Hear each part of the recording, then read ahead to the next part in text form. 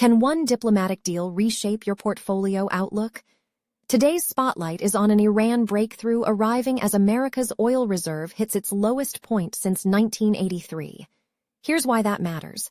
Energy security is back at the center of markets.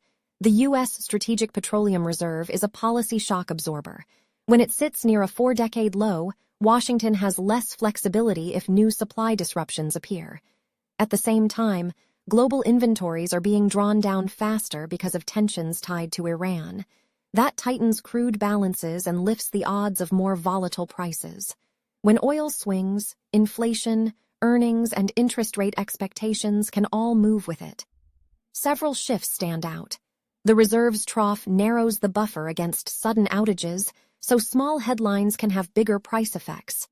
Executives across the oil patch are flagging rapid stock draws.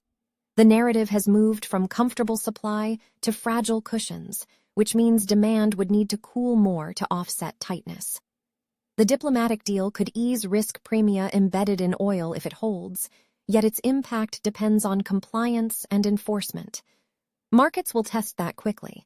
For equities, the path of crude filters straight into margins and multiples. Upstream producers may enjoy stronger cash flows and buyback capacity when supply is tight, but geopolitics and potential policy releases can whipsaw valuations. Transportation and chemicals face pressure when feedstock costs jump. Firms with prudent hedging and flexible pricing are better placed. Across broader indices, higher or stickier energy costs raise inflation sensitivity. That can compress multiples in discretionary and other rate-sensitive themes. Credit is not immune. High-yield energy names may see near-term support from stronger cash generation, yet refinancing math changes if rate volatility rises with inflation expectations. Investment-grade and sovereign bonds could grapple with a bump in term premia if energy tightness clouds the path for central banks. Positioning shows up in ETFs and commodities, too. Energy and commodity funds can act as a hedge when balances tighten, but headline-driven swings raise tracking error and roll costs.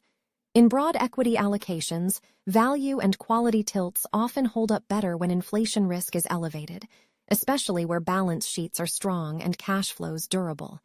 Your practical playbook: stress test portfolios for higher energy and rate volatility. Prefer companies with pricing power, hedging discipline, and low leverage. Be selective with duration in bonds and consider inflation hedges where appropriate. If you add energy exposure, size it for volatility, and watch catalysts tied to the deal's enforcement and SPR policy. Read the full article at finlitica.com.